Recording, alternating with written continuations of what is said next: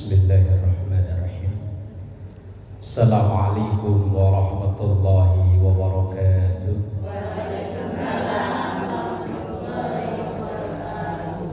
Bismillah walhamdulillah.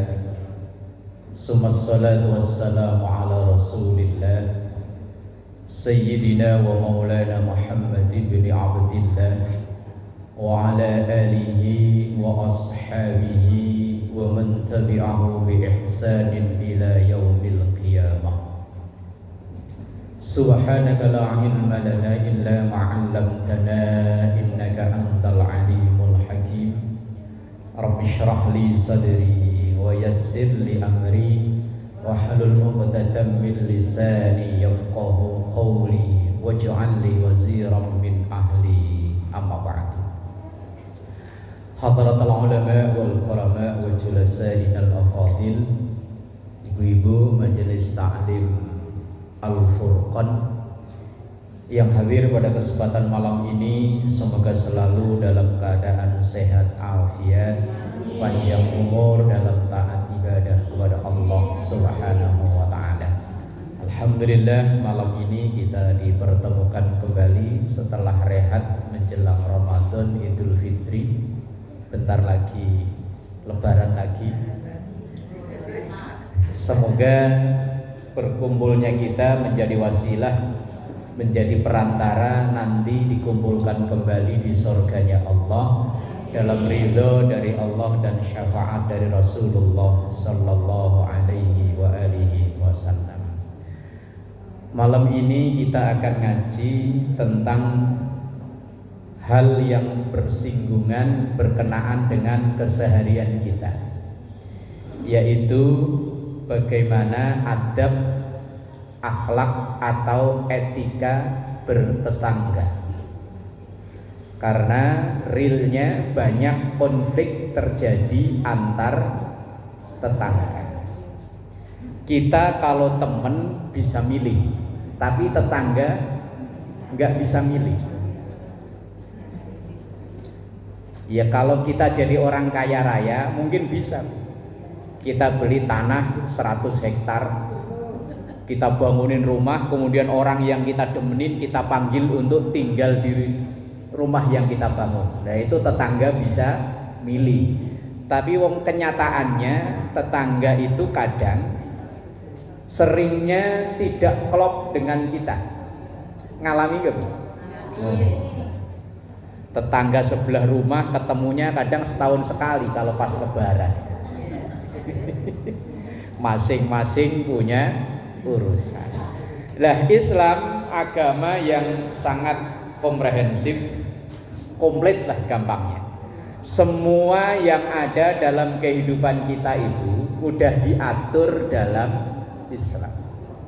Termasuk bagaimana etika atau akhlak bertetangga. Di antara sabda Rasulullah sallallahu alaihi wasallam, "Man kana yu'minu billahi wal yaumil akhir falyukrim," dalam redaksi lain, "fala yu'dhi jaro." Siapa yang iman pada Allah, iman pada hari akhir, falyukrim, maka muliakan. Dalam redaksi yang lain, fala yu'dhi, jangan usil, jangan jahil, jarohu, tetangganya. Ukuran iman seseorang itu ternyata bisa dilihat dari akhlaknya, kepribadiannya terhadap tetangganya. Atau dalam hadis lain, ini ada dalam kitab Riyadhus Shalihin, sabda Rasulullah itu begini, "Mazala Jibrilu yusini bil jari hatta dhanantu sayuwarrisu." Malaikat Jibril, kata Rasulullah, itu selalu berwasiat kepadaku untuk berbuat baik terhadap tetangga. Sampai-sampai saya ngira tetangga itu seperti keluarga yang nanti akan dapat warisan. Apalagi rata-rata yang tinggal di masyarakat perkotaan begini kan aslinya orang rantau ya. Ini loh yang di sini nih loh. Yang lahir di sini paling hanya berapa orang kan ya? Nih loh yang hadir di sini loh. Lah iya, yang hadir di sini dulu. Yang lahir di sini, sekolah dari TK sampai lulus di sini, kemudian rumah tangga di sini sampai seumur segini masih di sini. Jarang kan ya? Iya jarang kan? Saya bilang ya ada, paling hanya kalau dihitung persentase paling hanya sekian persen kan. Saya lahir di Jawa Tengah. Kemudian remaja muda di Jakarta, tua di Bekasi. Lah ibu mungkin kan yo ada yang datang dari entah manalah asalnya. Lah kalau kita yang rata-rata orang rantau, saudara kita yang sedarah yang senasab dengan kita kan rata-rata tinggalnya jauh. Maka kalau ada apa-apa, orang yang pertama kali kita mintain tolong tetangga. Nah, iya. Ya, kecuali kalau kita yang nggak kemana-mana tadi, kalau orang kampung itu rata-rata yang nggak rantau loh ya, itu rumah kakeknya ditempatin, bapak-bapaknya berjejer, nanti cucu-cucunya berjejer, ya tetangga ya saudara lah. Kalau kita kan tetangga rata-rata orang lain, bahkan kadang sukunya beda, bahasanya beda, bisa jadi agamanya yo beda. Lah maka Rasulullah Shallallahu Alaihi Wasallam beliau sampaikan, mazala Jibrilu yusini bil jari. Malaikat Jibril itu sering kali berwasiat kepadaku, kata Rasulullah, terhadap untuk berbuat baik terhadap tetangga. Lah lalu bagaimana adab atau etika kita terhadap tetangga? Ini saya kutipkan dari kitab Al-Adab Ad-Din atau Adabuddin, Majmu'atur Rasail tulisan Imam Al-Ghazali. Ada beberapa poin yang hendaknya kita praktekkan dalam kehidupan sehari-hari dalam bertetangga. Yang pertama, ibtida'uhu bisalam, tegur sapa. Yang muslim sesama muslim yo dengan salam. Kalau yang berbeda agama, yang non muslim, kalau orang Jawa mungkin ya kula nuwun, yang orang Sunda yo sampurasun apa punten, atau mungkin yang orang Jakarta ya entah selamat pagi, selamat siang. Kalau yang sesama muslim ya assalamualaikum. Ini kadang ngucap salam aja kadang cuma sepotong aja. Lekom. Lekom iku lho apa? Assalamualaikum. Lah kalau kita nggak tahu dia muslim atau bukan, wong dia tetangga baru. Kalau muslim koyo nggak pakai jilbab umpama ya.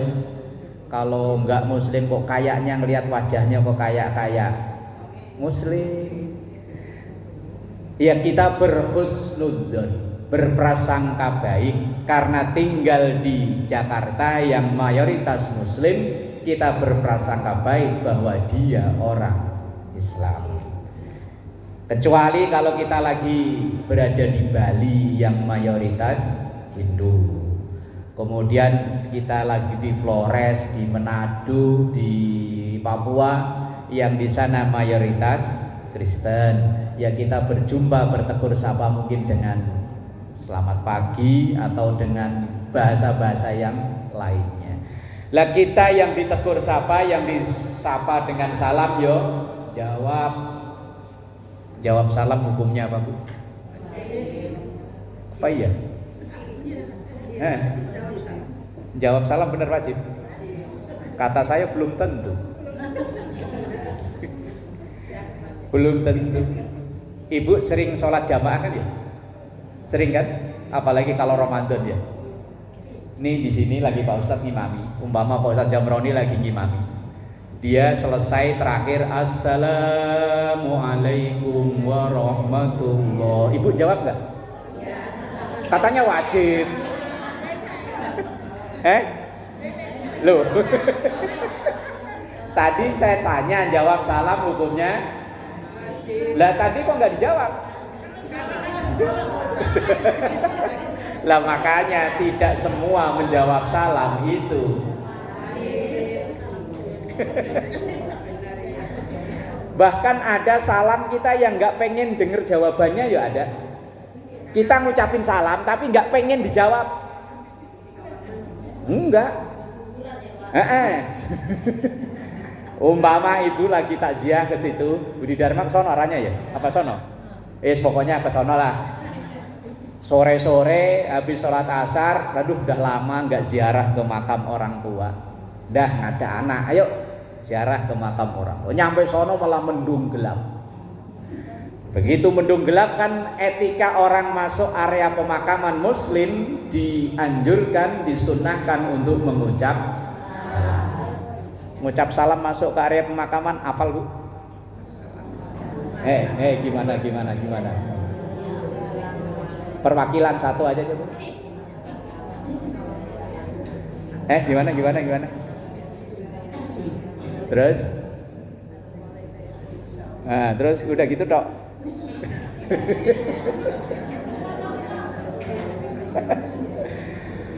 Assalamualaikum ya ahlal kubur wa ana insyaallahu bikum lahiqun.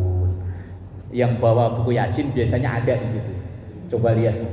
Assalamualaikum ya ahlal kubur. Kadang ditulisnya ya ahlad diyar. Wa ana insyaallahu bikum lahiqun.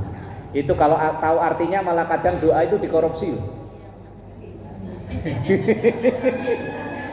Assalamualaikum, salam sejahtera untuk kalian ya ahlal kubur, wahai yang ada di kuburan. Wa ana dan saya bu, bukan ibu, saya. Lah iya, ana artinya saya kan? Iya. Insyaallahu dengan izin Allah bikum bersama kalian lahikun sebentar lagi nyusul. Loh kok ini? Loh emang artinya itu berarti salam sejahtera, tenang aja, bentar lagi saya berani. Berani nggak berani yo. Kalau memang Israel udah teken kontrak ya tetap disamperin aja. Itu salam. Kita ngucapin assalamualaikum ya ahlal kubur. Kita nggak pengen dengar jawabannya. Coba kalau begitu ibu di depan gerbang Budi Dharma situ, assalamualaikum ya ahlal kubur, terus ada yang jawab. Waalaikumsalam. Langsung mau anak itu langsung putar balik. Itu salam tapi kita nggak pengen denger. Berarti jawab salam hukumnya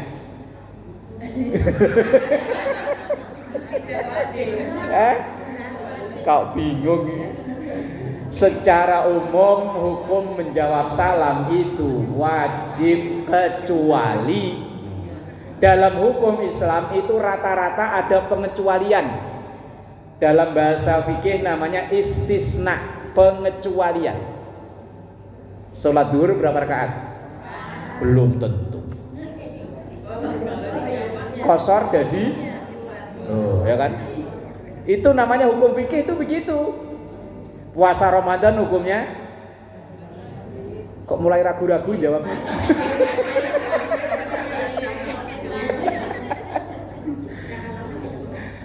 Puasa Ramadan hukumnya belum tentu. Ibu ketika menstruasi, ketika nifas, apakah tetap puasa Ramadan? Ayo, berarti Ramadan wajib bagi yang mampu. Wajib kecuali. Makanya saya bilang hukum fikih itu rata-rata ada pengecualian. Puasa Ramadan hukumnya wajib kecuali wanita haid, wanita nifas, orang sakit, orang sepuh, anak kecil, banyak. Itu namanya hukum fikih. Hukum fikih itu enggak titik, koma. Daging anjing hukumnya apa? Mulai ragu-ragu jawabnya, mulai ragu-ragu. Karena dari tadi belum tentu melulu sih ya. Secara umum hukumnya haram kecuali buat obat kalau memang nggak ada obat yang lain. Tapi kalau masih ada yang lain ya tetap haram itu. Atau mungkin anak-anak kita yang pecinta alam, camping di tengah hutan, perbekalan semuanya habis, udah lemes, nyender aja di pohon, ada yang lewat, nguk nguk nguk nguk nguk nguk. Timpuk pakai batu, puak, nggak perlu disembelih. Begitu mati, kemudian langsung dibakar, dimakan, halal, sebatas untuk memulihkan tenaganya saja. Tapi begitu dimakan, enak, sedep, ya habisin. Nah, yang ngabisinya itu yang haram. Wah sayang, ini sayang.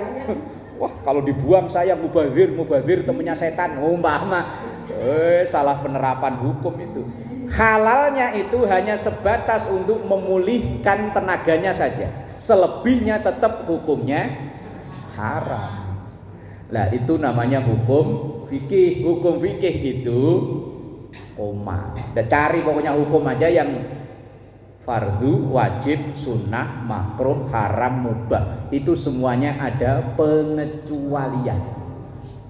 Coba cari hukum yang nggak ada pengecualian. Semuanya ada pengecualian. Zakat fitrah hukumnya mulai ragu-ragu. Wajib kecuali bagi orang yang tidak mampu. Dia tidak wajib zakat, justru wajibnya di zakati. Itu namanya hukum fikih. Kalau hukum tauhid, titik. Hukum tauhid contohnya apa? Allah satu, titik. Nggak ada kecuali, nggak ada. Nabi Muhammad utusan Allah, titik. Allah itu maha kuasa, titik. Udah, itu namanya hukum tauhid. Kalau hukum fikih hampir 100% ada istisna alias pengecualian. Ya kalau ngaji biasa-biasa aja ya pokoknya gampang lah ya, sholat duhur 4 rakaat. Tapi kalau ngaji agak jauhan dikit yo belum tentu. Takut-takutnya besok kalau ada PR pelajaran agama dari anak atau cucu, sholat duhur berapa rakaat, terus ibu bawahnya tulisannya belum tentu.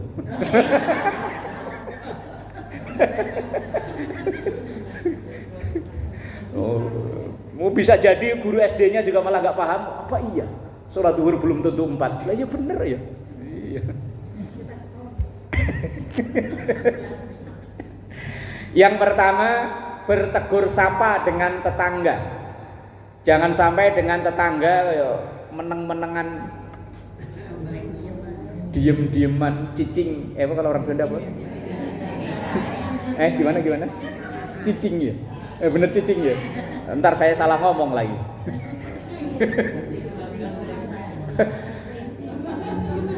Beberapa tahun yang lalu saya diundang acara maulid di Kuningan. Kuningan kan ngomongnya Sunda semua ya. Begitu saya datang, yang saya ingat cuma Wilujeng Sumping doang. Habis itu apa, ngomong apa ya?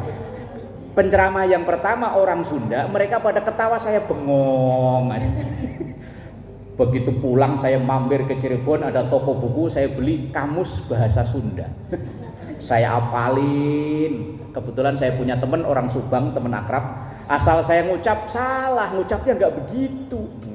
Bukan lidah Sunda ya susah ternyata ya. Ngucapin salam bertegur sapa. Yang pertama. Kemudian yang kedua, etika dengan tetangga yang dikatakan oleh Imam Al-Ghazali, wala yutilu mahu al-kalam. Jangan kelamaan kalau ngobrol. Ngobrol itu bagus, tapi kalau kelamaan lama-lama dosa. Kalau kita nggak ngobrol ya tadi cicing-cicing, wae. Ya jangan, ya ngobrol seperlunya, secukupnya, jangan sampai berlebihan. Ini kadang kalau lagi ngobrol, ya Allah, apalagi yang bestie kadang mulai dari jam 7 pagi dimulai sampai jam 11 masih aja. Lah itu awalnya saya yakin ngomongnya baik-baik loh ya. Awalnya saya yakin ngomongnya baik. Apalagi di depan tukang sayur ya.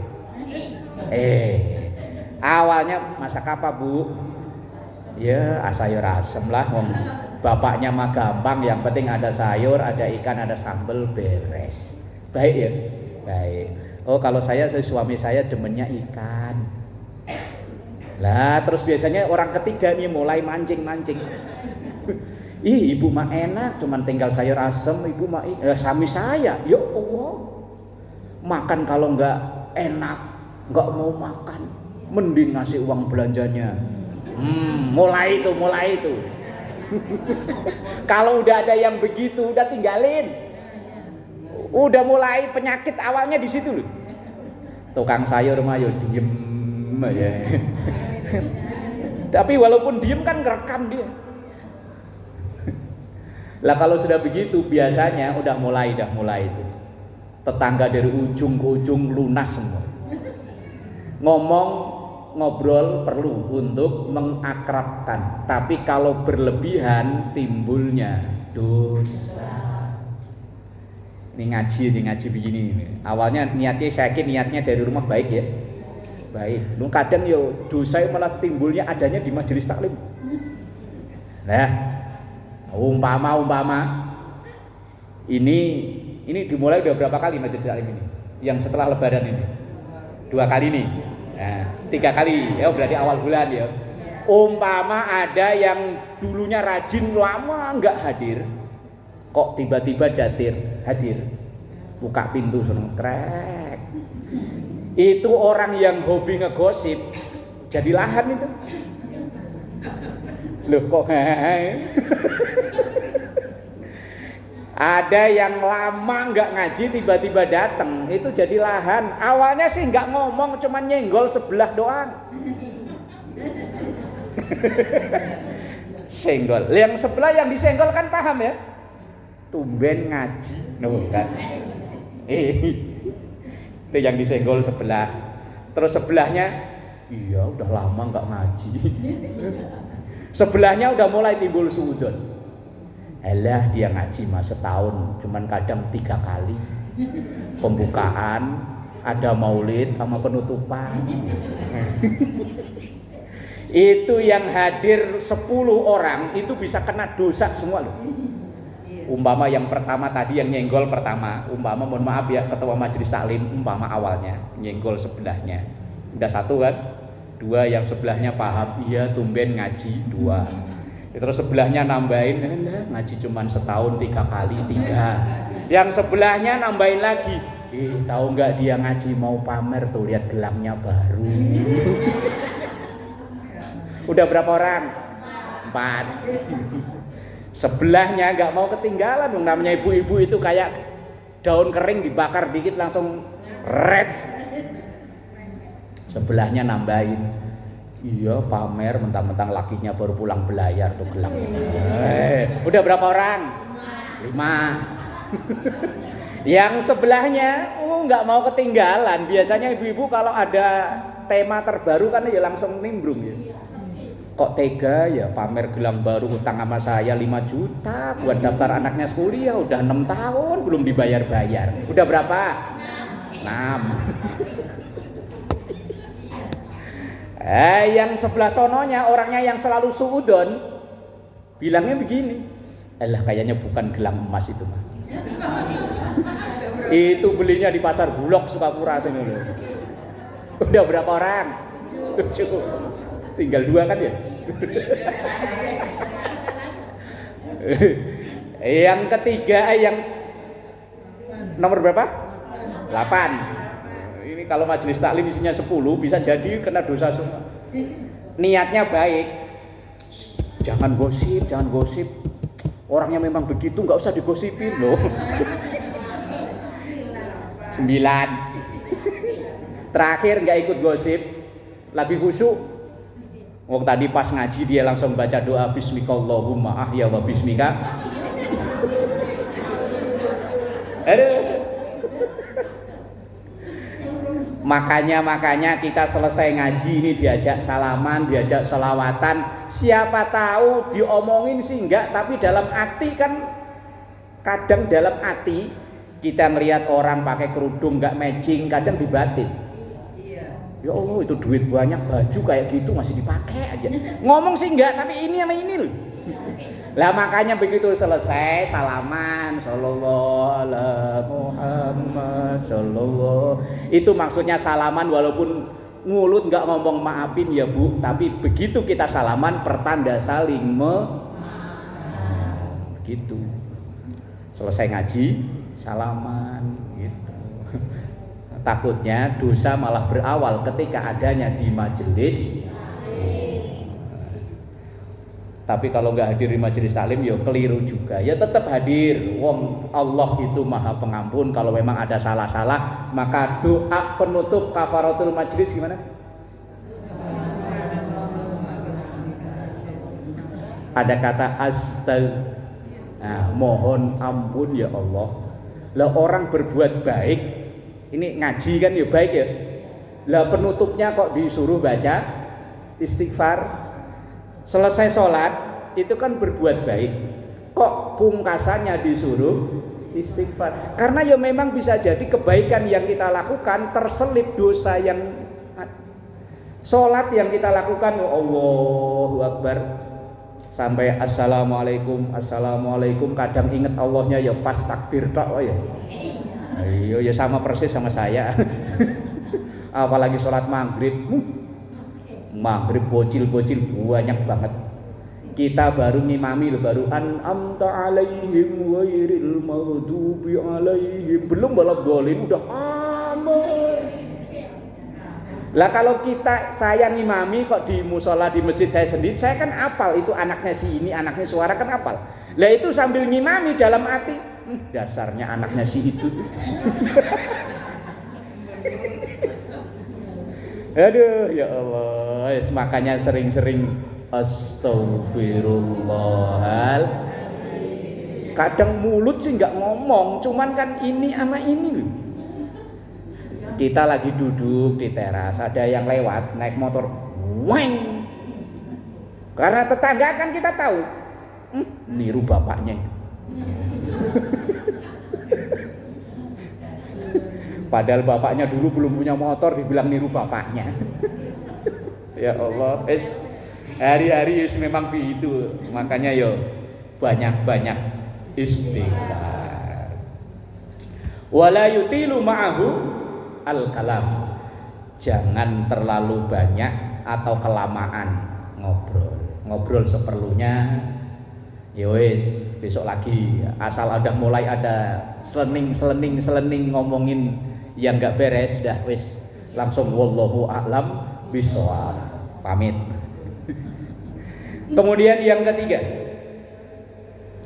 wala yuksiru alaihi su'al. Jangan, kalau bahasa anak sekarang, kebanyakan kepo. Jangan kebanyakan nanya. Yo nanya perlu lah ya. Umpama ketemu pagi-pagi, ibu kan tahu kan kebiasaan tetangga jam 6, jam 7 kita ngelihat untuk negur kan assalamualaikum, mau kemana Bu? Mau ke pasar. Udah nggak usah nanya banyak-banyak. Ini nanya mau beli apa Bu? Ikan. Terus apa lagi? Oh, keplak pakai rinjingnya. Nanya ya boleh. Tapi kalau kebanyakan tanya, yang ditanyain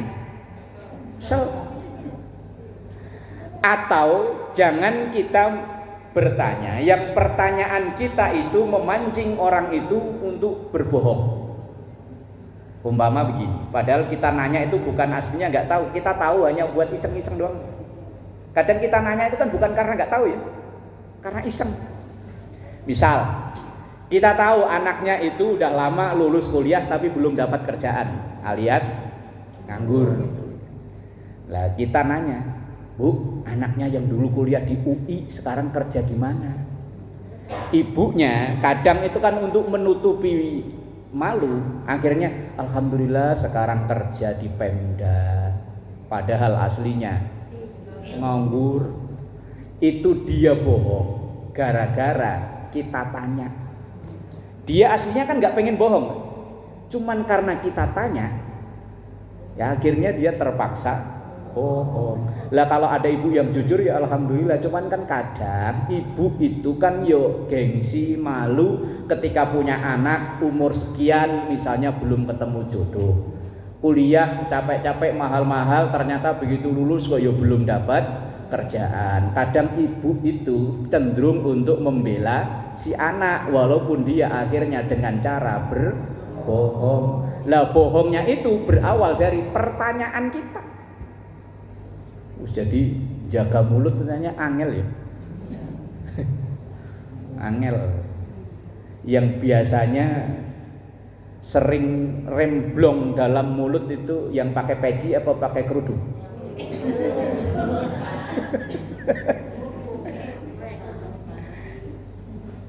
Yo, yang pakai peci yo ada yo.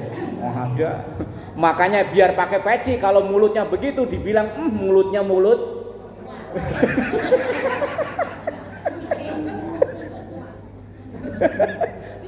Lah iya. Itu laki biar kumisnya japlang kayak gapura ternyata mulutnya kayak mulut. Berarti emang terkenal ya. Emang dari dulu kalau perempuan itu banyak ngomong ya nggak bisa disalahkan Bu ya. Emang dari sononya kalau laki-laki disebutnya kaum Adam, ujungnya tetap mingkem. Makanya laki biasanya kalau ada masalah di rumah nggak banyak omong, sekali dua kali omongnya dibantah udah keluar mancing. Lah kalau perempuan kok banyak ngomong, pantes wong dia disebut kaum Hawa. Awalnya mangap, belakangnya yo. Bener kan? Wah. Awalnya mangap, belakangnya yo mangap. Wah. Maka di mana-mana acara apa saja kalau yang hadir perempuan rame. Kalau laki pengajian begini nih, kalau laki suasananya kondusif, tenang. Tenang.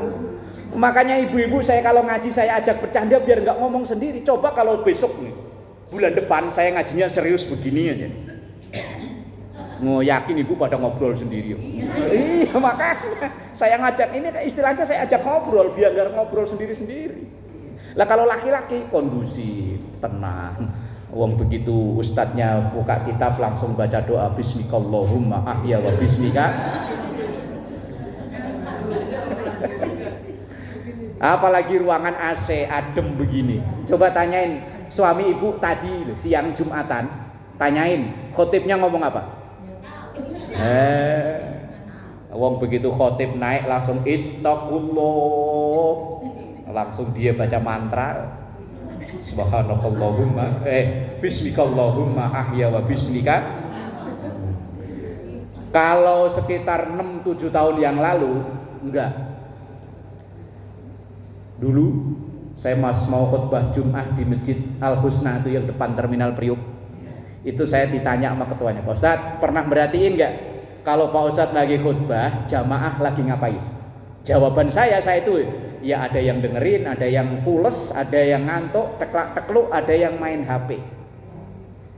Kata ketua masjid, enggak Pak Ustadz, coba nanti perhatiin tangannya jamaah lagi ngapain. Begitu kan mimbarnya agak tinggi, kalau ini kan rata, agak tinggi kan. Begitu saya sambil ittaqullah, saya liatin, bener tangannya pada begini, ngasah batu. Ini dulu waktu musimnya batu kan sekitar 6 tahun 7 tahun yang lalu kan. Begitu selesai sholat saya masuk ke kantor, ngelihat ketua masjid langsung ketawa saya. Bener Pak, iya makanya begini kan. Iya sih, ada kegiatan jadi nggak ngantuk. Gosok batu ternyata. Yang ketiga, etika bertamu. Empat. Oh iya, ketiga aja ya. Wa ya'uduhu fi maradihi. Nengok, besuk kalau dia sakit.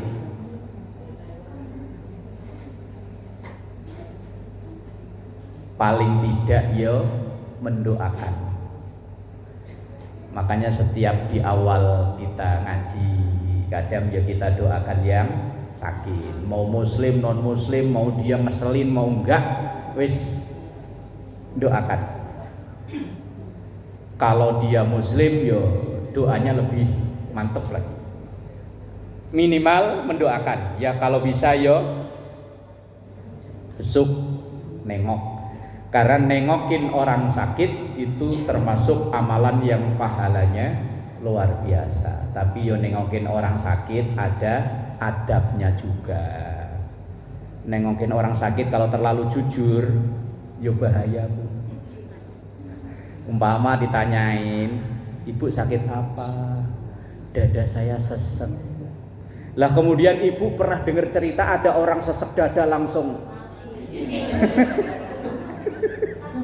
Lah kok ibu cerita, ih hati-hati lu, ada tetangga saya sakit begini nggak lama.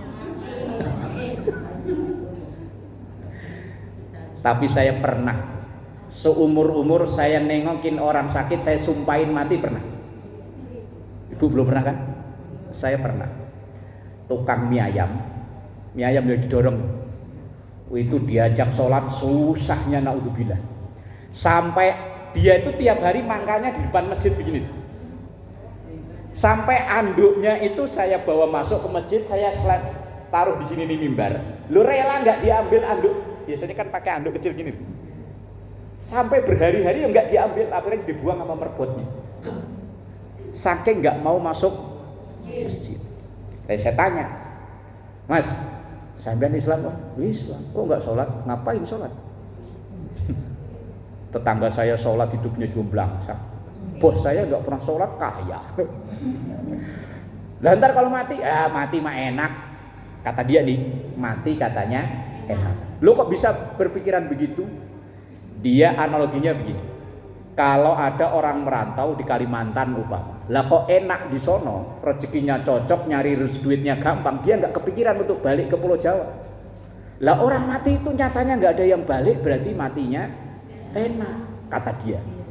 Wah, akhirnya sebulan, 2 bulan, setahun, 2 tahun saya nyari cara gimana caranya ini untuk matain omongan orang ini. Lah satu hari itu dia nggak ada datang, nggak ada mangkal. Yang mangkal orang lain.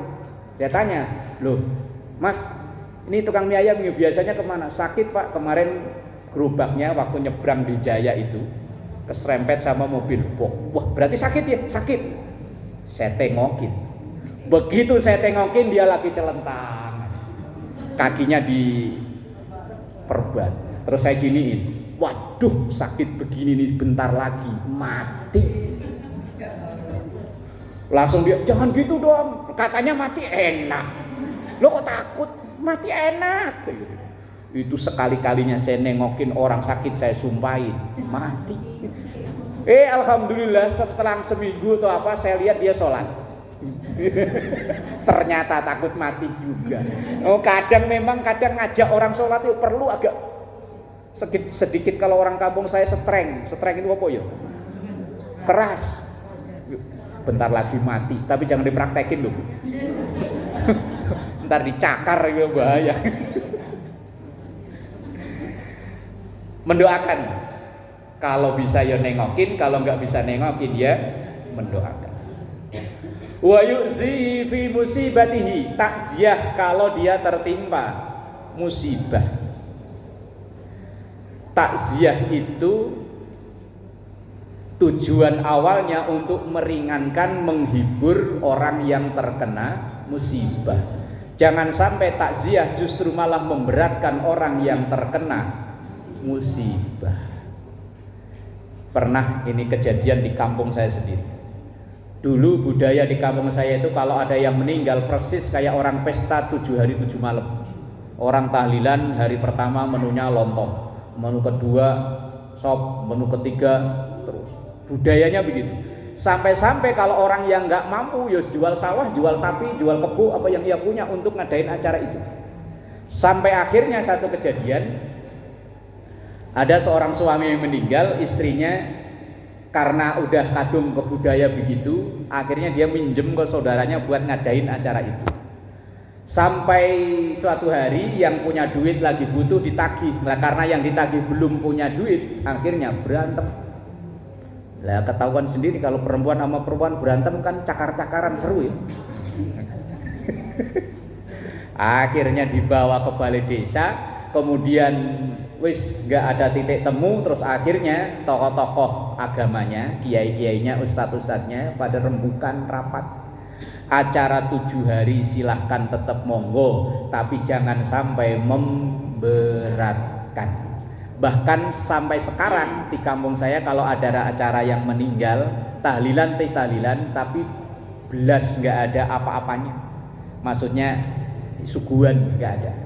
Tapi begitu suguhan nggak ada, dihilangin, justru yang hadir malah makin banyak. Tapi kalau diterapkan di sini kok kayaknya ya abot ya.